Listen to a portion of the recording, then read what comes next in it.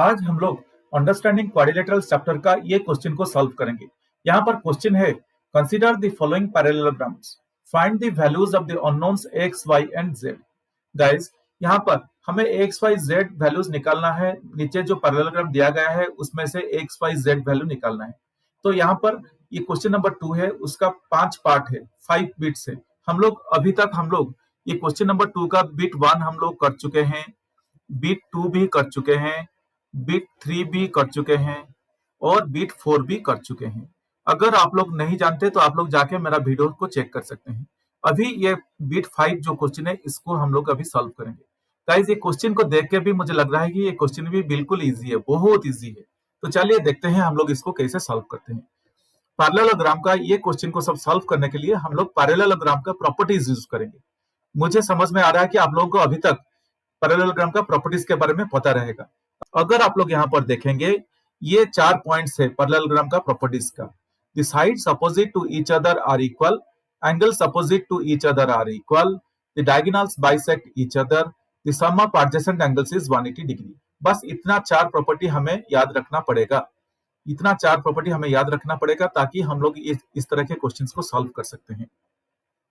यहाँ पर हम लोग ये प्रॉपर्टी बी और प्रॉपर्टी डी को यूज करके ये क्वेश्चन को सॉल्व करेंगे। The sum of adjacent angles is 180 degree and angles opposite to each other are equal. ये प्रॉपर्टी को यूज करके हम लोग इसको सॉल्व करेंगे। यहाँ पर देखिए, मैं आपके सामने जो क्वेश्चन में जो पैरेललोग्राम दिया गया था, एक पैरेललोग्राम का आपके सामने मैं लेके आ गया ड्रॉ करके। अभी देखिए, ये जो पैरेललोग्राम है, प्रॉपर्टी बी के हिसाब से opposite angles are equal to each other. ये इसको सॉल्व करने से पहले मैं काम करता हूं, इसको एक नाम दे देता हूं, ए बी सी डी। हम लोग का अभी ये पैरेललोग्राम हो गया, A B C D is a parallelogram. Opposite angles are equal to each other. यहाँ पर एंगल बी अगर है तो एंगल बी का अपोजिट क्या है? एंगल डी है। एंगल बी का अपोजिट है एंगल डी। तो एंगल बी अगर 112 डिग्री है, एंगल डी भी 112 डिग्री होगा। कैसे? Opposite angles are equal to each other. चलिए, ये हो गया। तो हम लोग को एंगल वाई के बारे में पता चल चुका है। जस्ट आपको इतना लिखना है। आपको क्या लिखना है?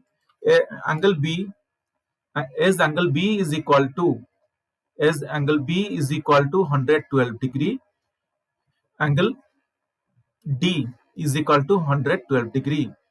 और हम लोग बोल सकते हैं एंगल डी कुछ भी नहीं है, angle Y is equal to 112 degree. ये कैसे हो गया? आप लोग ब्रैकेट में लिख सकते हैं, as per the property of parallelogram, as per the property of parallelogram, as per the property of parallelogram. और यहाँ पे पूरा प्रॉपर्टी नंबर बी पर जो है, the opposite angles of a parallelogram are equal बोल के आपको लिखना है। चलिए, एंगल वाई हम लोग निकाल दिए, 112 डिग्री बोल के एंगल वाई हम लोग को मिल गया है। अभी एंगल वाई मिलने के बाद हम लोग को क्या चाहिए? अभी एंगल वाई मिलने के बाद हम लोग एंगल एक्स को निकालेंगे। चलिए, ये एंगल एक्स को निकालने के लिए आप लोग एक काम करिए, ये ट्रायंगल ए सी डी के ऊपर फोकस कीजिए। ये ट्रायंगल ए सी डी के ऊपर फोकस करिए। ये जो ट्रायंगल है ऊपर वाला, जो पैरेललोग्राम का ऊपर वाला जो ट्रायंगल है ए सी डी, हम लोग अभी ए सी डी ट्रायंगल के ऊपर फोकस करेंगे। क्या करेंगे? देखिए, triangle A C D, guys, हमें पता है कि sum total of angles of a triangle is 180 degree, हमें पता है। तो मैं यहाँ पर क्या लिख सकता हूँ? The some total of the angles of a triangle is 180 degree, ये हमें पता है। तो मैं यहाँ पे लिख सकता हूँ angle A plus angle C plus angle D is equal to 180 degree. हमें जैसे कि पता है, मैं लिख दिया angle A plus angle C plus angle D is equal to 180 degree लिख दिया मैंने। अभी क्या क्या करेंगे? एंगल ए के बारे में पता है, एंगल ए कितना है? 40 डिग्री है, प्लस एंगल सी एक्स है, प्लस एंगल डी हम लोग को मिल गया 112 degree, that is equal to 180 degree. और मैं इसको लिख सकता हूँ, जो कॉमन जो नंबर है उसको बाजू में पास ले आता हूँ, एक दूसरे के बाजू के पास ले आता हूँ। X plus 40 degree plus 112 degree is equal to 180 degree बोल के हम लोग लिख सकते हैं।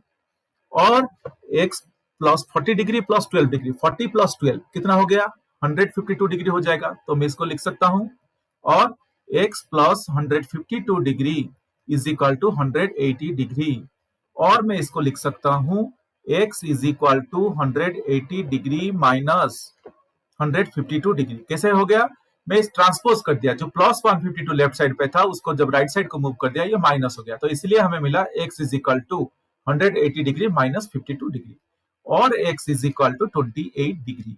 180 से 52 जब हम लोग माइनस कर देंगे तो हमें x का वैल्यू मिल गया 82 डिग्री। चले गाइस, यहाँ पर x का वैल्यू भी हमें मिल गया, कितना मिला, x is equal to 28 degree हमें मिल गया। और क्या है अभी देखेंगे, चलिए एक बार डायग्राम को देखते हैं।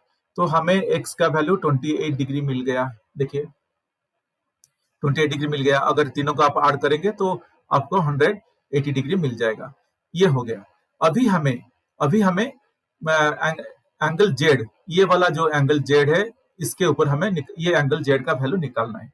तो चलिए कैसे निकालेंगे, अभी हम लोग पैरेललोग्राम का फोर्थ प्रॉपर्टी यूज करेंगे।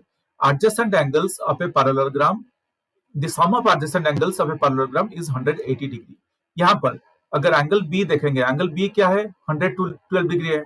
एंगल बी का एडजेसेंट एंगल क्या है, एंगल ए है, तो ये एंगल ए है। Angle A is equal to क्या है, यहाँ पर अगर आप लोग देखेंगे एंगल ए यहाँ पर क्या है, angle A is equal to 40 degree plus Z, दोनों मिला के एंगल ए है। और पैरेललोग्राम का प्रॉपर्टीज के हिसाब से the sum of adjacent angles of a parallelogram is 180 degree.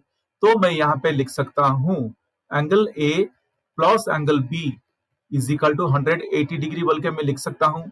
और मैं यहाँ पर लिख सकता हूँ क्या, एंगल ए क्या है 40 degree plus Z plus angle B का वैल्यू 112 डिग्री है इज इक्वल टू 180 डिग्री। और मैं लिख सकता हूँ Z plus 152 degree, 40 degree plus 112 degree 152 degree हो जाएगा। 152 degree is equal to 180 degree, Z is equal to 180 degree minus 152 degree. 180 से 152 अगर हम लोग निकाल देंगे तो हमें क्या मिलेगा, 28 डिग्री मिलेगा। तो that is equal to 28 degree.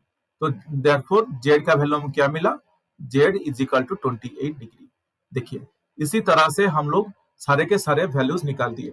Z का वैल्यू हमें मिल गया 28 डिग्री मिल गया, एक्स का वैल्यू 28 डिग्री मिला था, और वाई का वैल्यू 112 डिग्री मिला था। ये ऐसा करके हम लोग सारे के सारे एक्स वाई जेड का वैल्यू निकाल दिए। होप गाइस ये आप लोगों को समझ में आ गया होगा, ये बहुत इजी है।